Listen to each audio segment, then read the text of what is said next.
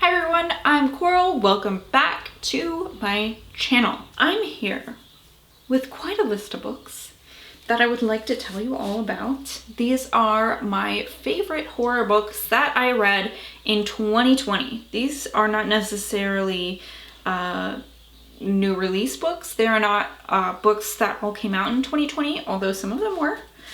Oh, I think a lot of them were, actually, looking at it. Is this like just a list of accidentally 2020 released books? I don't think so. There's like 2 or 3 on here that aren't. But that's it. I mean, a lot of them are new releases, I suppose.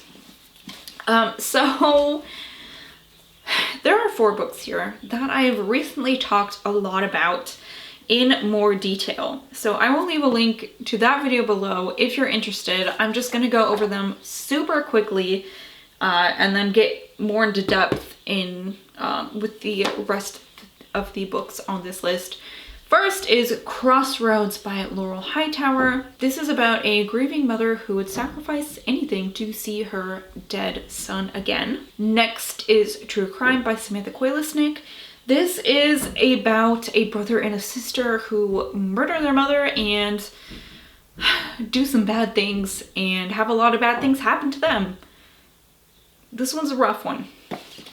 Great book though. Then we have We Need to Do Something by Max Booth III. This is about a family who is stuck in a bathroom after a tornado, and the teenage daughter thinks that she might have caused the tornado somehow.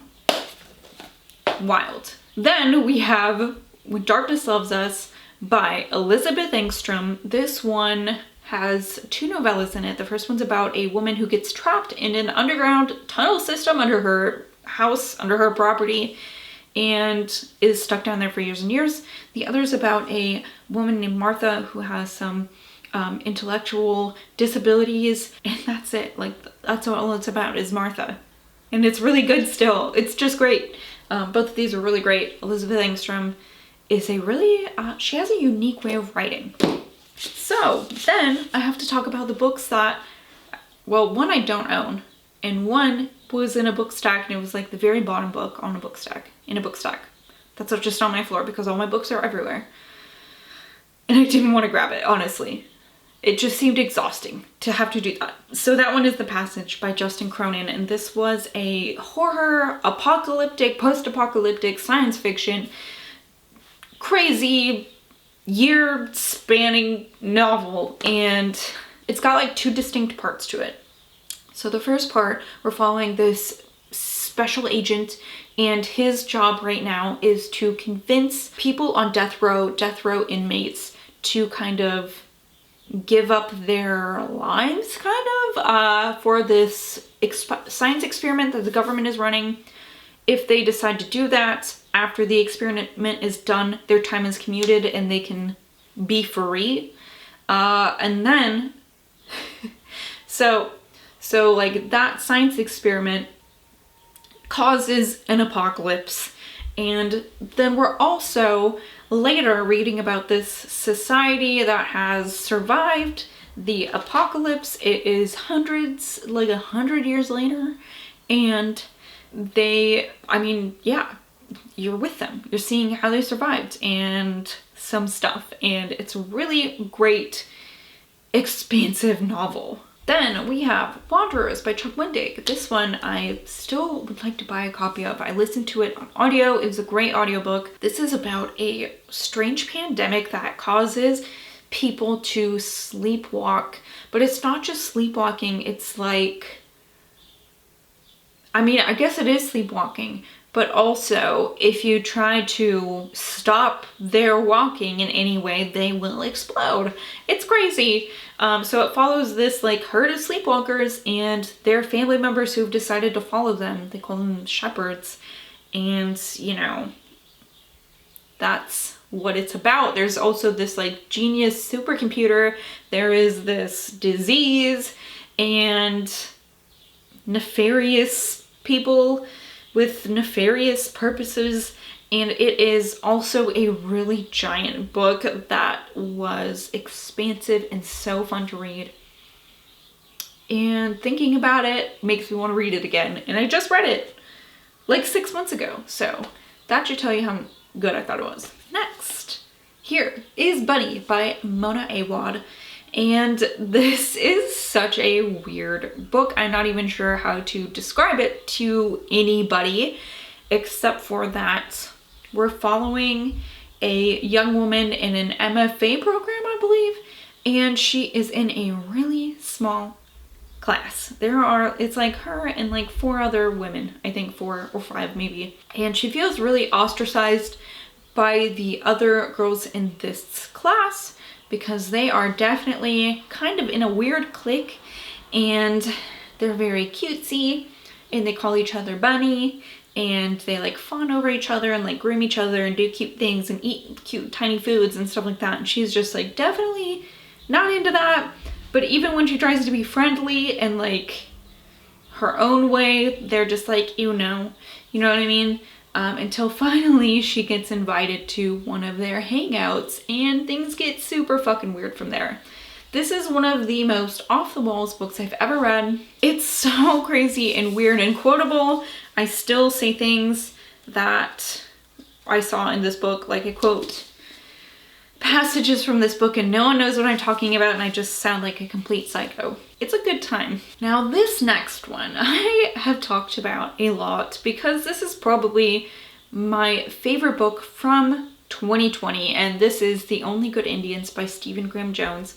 This follows a group of Native American men. This group of dudes 10 years ago, they did something kind of bad on a hunting trip, and now at like the 10-year anniversary of this event, there is this spirit that has come back to haunt them for what they have done. It's like a really sad revenge story. Really, I don't know. And reading it at first, I kind of was not sure which direction this was going. Like, where is this going? I didn't get it, but oh boy, after probably like 50 or 60 pages, it just floored me. It ended up being so good. We follow each of the men at some point and what happens to them, and each of the characters are just so well fleshed out. I know I've said it before, but I mean, really, that's what it is. They feel like real people. It feels like I'm really hanging out with these guys and feeling their pain, and it was just such a great book. Next, we have one that has probably been talked about a lot. I don't know if I've talked about it a ton on my channel, although I did really like it, but I know that this was a really popular book this year, and this is the Southern Book Club's Guide. Whoa! I can never do it. The Southern Book Club's Guide to Slaying Vampires. I hope the next book Grady comes out with doesn't have quite a tongue twister, as much of a tongue twister for the title.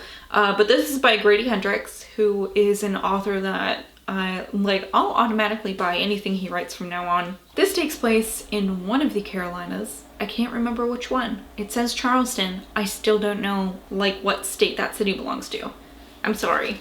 Is that offensive or lazy? Anyways, we're following a mom named Patricia, and she's a stay-at-home mom, and she is very busy, and I also am a stay-at-home parent. And let me tell you, it is monotonous as fuck. It is terrible sometimes. You just like need some sort of break in the monotony of just like doing the same things over and over and over each day. It is literally enough to drive you fucking crazy. I feel like I'm gonna scream probably like once a day at least. I love my family. They're good. Anyways, enough about my life. We're following Patricia, and like me, but maybe even worse because she has 2 children, she feels the monotony of the situation that she's in, and she tries to join a book club because it's like the thing that you do if you're a housewife. And she is quickly like embarrassed because she didn't read this boring ass like literary novel that she was supposed to.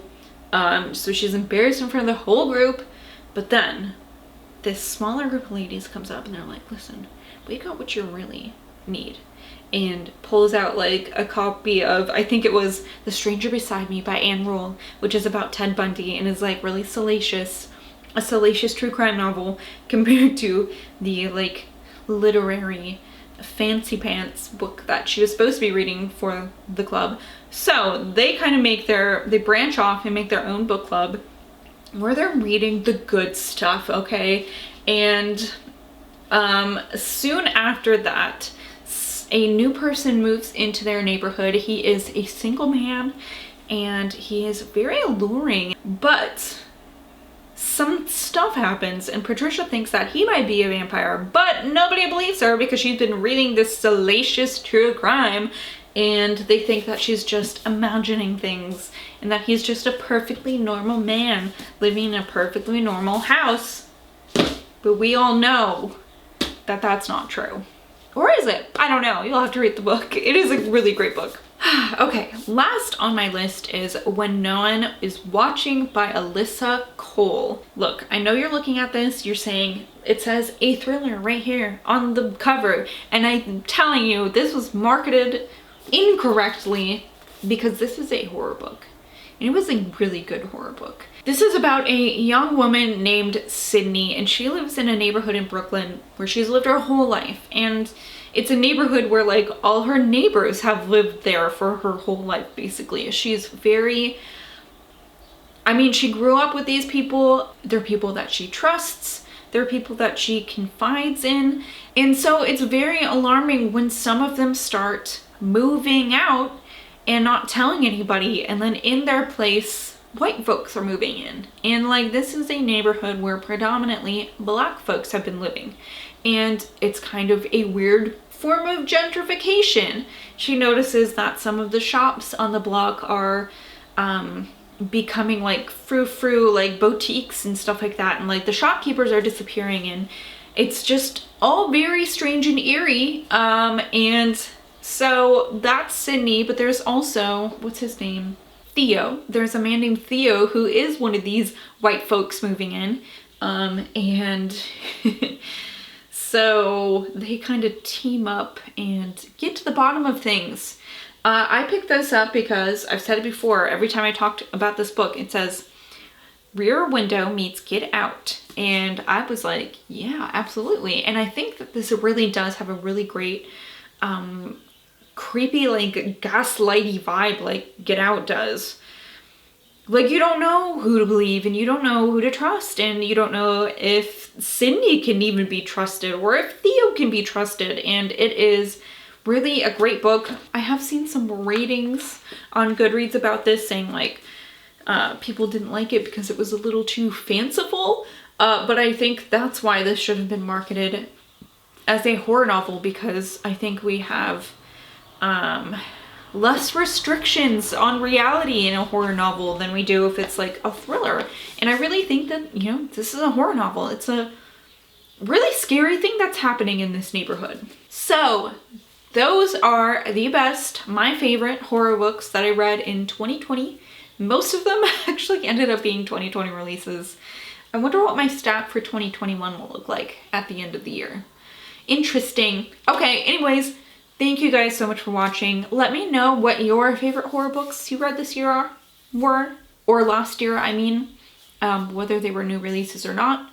Still really curious. Let me know if you liked any of these, or if you didn't like them. I'd love to hear why. But like I said, thank you so much for watching. I'll see you guys later.